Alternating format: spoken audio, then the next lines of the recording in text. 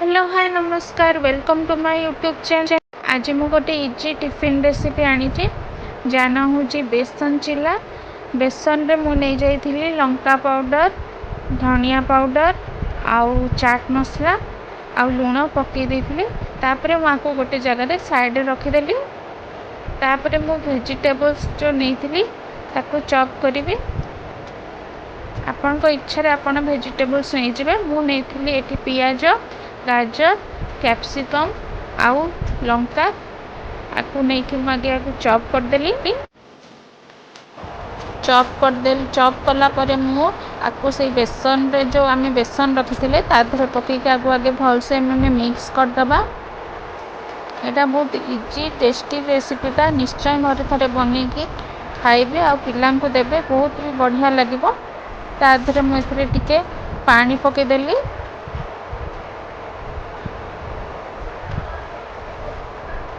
पानी पकईला आउ थे आपको टिके भलसे मिक्स करदेवी।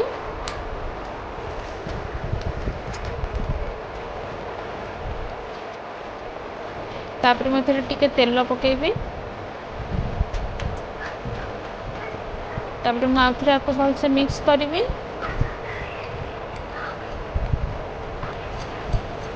मिक्स कला परे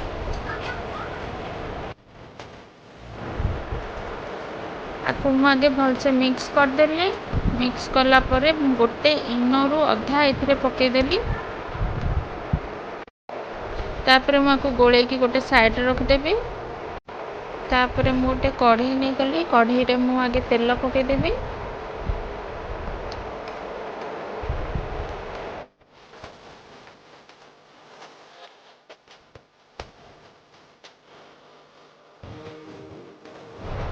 एबे ये आम तेल गरम हो जाए से बैटर को पकईदेवी।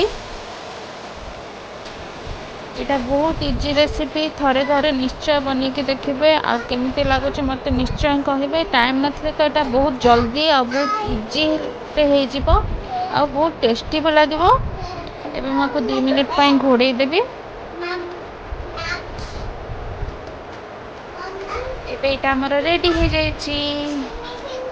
यहाँ को आम जो थे भी खाईपर आचार है कि केचप है। थे यहाँ निश्चय बन कि ट्राए करेंगे। नमस्कार बाय।